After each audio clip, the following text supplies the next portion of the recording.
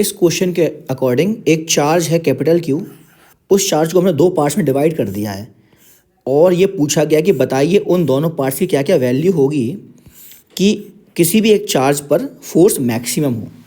तो क्योंकि यहाँ पर मैक्सिमम लिखा हुआ है, इसका मतलब ये कहीं ना कहीं डिफरेंशिएशन से ही क्वेश्चन हो पाएगा।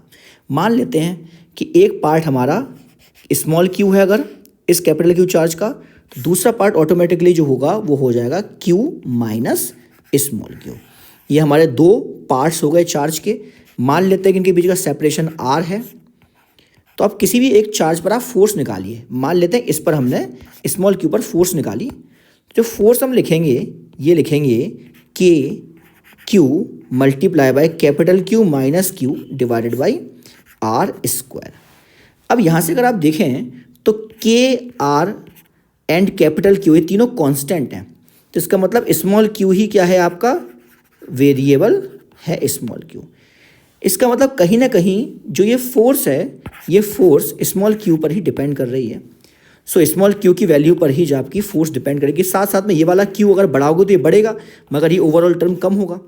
ये वाला टर्म आपका बढ़ेगा क्यू बढ़ाने पर स्मॉल क्यू पर, लेकिन ये ओवरऑल टर्म कम होगा। इसका मतलब कहीं ना कहीं फोर्स की आपकी मैक्सिमम वैल्यू आएगी।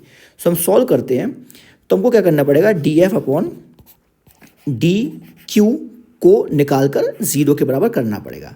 सॉल्व करते हैं इसको। एफ को आप ऐसे लिखिए, F is equal to K by r square. इसको लिखेंगे हम q q minus q square small q square.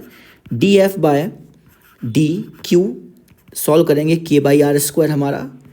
इसके बाद यहाँ जब डिफ्रेंशिएट करेंगे तो यहाँ आएगा क्यू माइनस 2q।